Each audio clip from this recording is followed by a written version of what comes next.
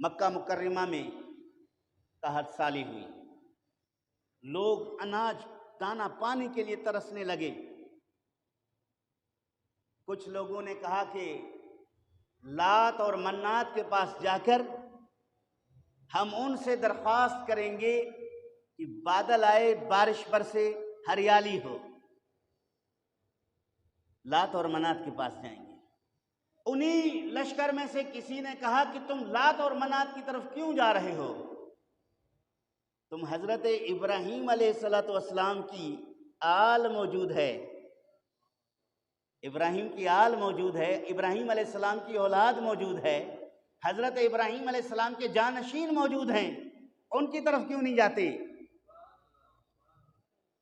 تو لوگوں نے کہا کہ اس سے مراد آپ کی کیا ابو طالب ہے؟ اس نے کہا ہاں ابو طالب ہے، عبد المطلب کا پوتا اور اس کا جانشین ہے۔ جب بھی مشکل وقت میں آپ عبد المطلب کے پاس جایا کرتے تھے، ابھی اس کا جانشین ابو طالب موجود ہے، اس کے پاس کیوں نہیں جاتے؟ لوگوں نے حضرت ابو طالب کے گھر کی طرف روانہ ہوئی، دروازہ بجایا، حضرت ابو طالب باہر تشریف لائے۔ انہوں نے کہا کہ آپ دیکھتے ہیں کہ کافی عرصہ سے بارش نہ ہونے کی وجہ سے ہم ہلاکت کی طرف جا رہے ہیں، ہمارے مال مویشی بھی ہلاک ہو رہے ہیں، آپ اللہ رب العالمین سے دعا کریں کہ بارش برسے۔ دعا کس سے کریں؟ اللہ سے، بارش کے لیے۔ حضرت ابو طالب گھر گئے، گھر کے اندر داخل ہو کر تھوڑی دیر کے بعد ایک بچہ اس کا انگلی پکڑ کے باہر آئے۔ بچہ حضرت محمد مصطفیٰ تھے صلی اللہ علیہ وسلم۔ سب کو لے کر کعبۃ اللہ شریف میں آئے، بیت اللہ شریف کے دیوار پر رسول کریم صلی اللہ علیہ وآلہ وسلم کے پیٹھ مبارک کو ٹیک لگا کے کھڑا کیا، اور وہاں اللہ رب العالمین کی بارگاہ میں حضرت محمد مصطفیٰ کے وسیلے سے دعا کی۔ سیرت نگار لکھتے ہیں، سیرت ابن ہشام کے مصنف لکھتا ہے کہ یہاں ابو طالب دعا فرما رہے ہیں، ادھر حضرت محمد مصطفیٰ انگلی سے اشارے کر رہے ہیں۔ بادل پر، آسمانوں پر بادل کا نام و نشان نہ تھا، حضرت محمد مصطفیٰ کے انگلی اٹھتے ہی بادلیں نمودار ہو گئیں۔ ابھی وہ لوگ مطاف میں ہی تھے، بیت اللہ شریف کے قریب ہی تھے، موسلادھار بارش برسنے لگا۔ اور یہ رسول کریم صلی اللہ علیہ وآلہ وسلم کی یہ عزت ہے، یہ ارہاس ہے جو اعلان نبوت سے پہلے ظاہر ہو گیا۔ اس موقع پر ابو طالب نے نبی کریم صلی اللہ علیہ وسلم کے شان میں قصیدہ لکھا، بڑی جامع قصیدہ، کافی اشعار پر مشتمل قصیدہ۔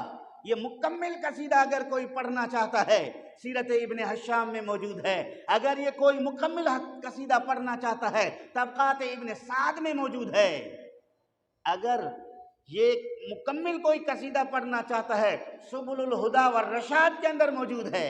ابو طالب نے اشعار پڑھے ہیں تو سب سے پہلے محمد مصطفیٰ کی ثنا خوانی نعت حضرت ابو طالب نے پڑھی۔ سب سے پہلے نبی پاک کے صفت و ثنا میں شعر کہنے والے کون ہیں؟ ابو طالب ہیں۔ فرماتے ہیں اس گورے نوری چہرے والے کی چہرے کی نورانیت سے لوگ بارش مانگتے ہیں، مصیبت زدہ تنگ دست لوگ اسی چہرے مبارک کی برکت سے فیضیاب ہوتے ہیں۔ بڑا جامع ہے جب محمد مصطفیٰ صلی اللہ علیہ وآلہ وسلم مدینہ المنورہ میں تشریف لائے، کہہ دو سبحان اللہ۔ اسی طرح قحط سالی ہوئی، اسی طرح بارش رکی ہوئی تھی۔ ایک دیہاتی نے نبی کریم صلی اللہ علیہ وسلم سے عرض کیا، یا رسول اللہ ہم ہلاک ہو رہے ہیں، ہمارے مویشی ہلاک ہو رہے ہیں، آپ اللہ رب العالمین کی بارگاہ میں دعا فرمائیں کہ اللہ رب ذوالجلال ہم پر بارش برسا دے۔ جمعے کا خطبہ تھا، منبر پر بیٹھ کر جناب محمد مصطفیٰ صلی اللہ علیہ وآلہ وسلم نے دعا کی، اور ابھی آپ نے نماز ختم ہی نہیں کی تھی بارش برسنے لگا۔ اتنی موسلادھار بارش کہ مسجد نبوی کا چھت کھجوروں کے پتوں سے جڑا ہوا تھا، اس سے پانی کے قطرات ٹپکنے لگے، جناب محمد مصطفیٰ صلی اللہ علیہ وسلم کا جسم مبارک گیلا ہو گیا، آپ کے ریش مبارک سے پانی کے قطرے زمین پر گرنے لگے۔ اور صحابہ کرام نے اس مسجد نبوی میں اس طرح کے قالین نہیں تھے، اس طرح کا کوئی ماربل لگا ہوا نہیں تھا، بلکہ کنکریاں بچھی ہوئی تھی، وہ کنکریاں گیلی ہو گئیں۔ تمام صحابہ کرام نے ان گیلی کنکریوں پر اللہ رب العالمین کو سجدہ کیا، نمازیں پڑھی، اور نماز جمعہ کے بعد سب اپنے اپنے گھر چلے گئے، بارش برستا رہا۔ دوسرے جمعے پر پھر تمام لوگ جمع ہو گئے، پھر وہی بندہ کھڑا ہو گیا، کہنے لگا یا رسول اللہ صلی اللہ علیہ وسلم، ہم سیلاب میں ڈوب رہے ہیں، ہمارے کچے مکانات گر رہے ہیں، آپ اللہ رب العالمین کی بارگاہ میں دعا کریں کہ رب ذوالجلال بارش کو روک دے۔ دعا کریں اللہ بارش کو روک دے۔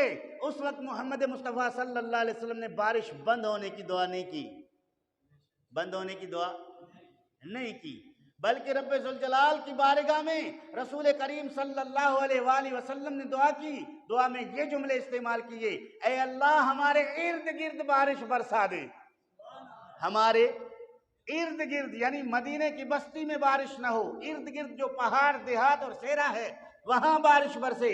نبی کریم صلی اللہ علیہ وسلم نے اشارہ کیا، اور اس موقع پر آپ مسکرا رہے تھے، آپ کے نورانی دندان مبارک ان کی لوگ زیارت کر رہے تھے۔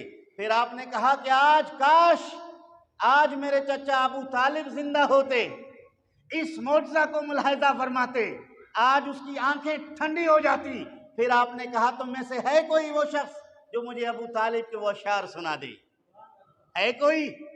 حضرت علی شیر خدا رضی اللہ تعالیٰ عنہ کھڑے ہو گئے، اور اپنے والد ماجد ابو طالب کے اشعار جو انہوں نے نبی کریم صلی اللہ علیہ وسلم کے شان اقدس میں بیان کیے تھے وہ بیان فرمانے لگے۔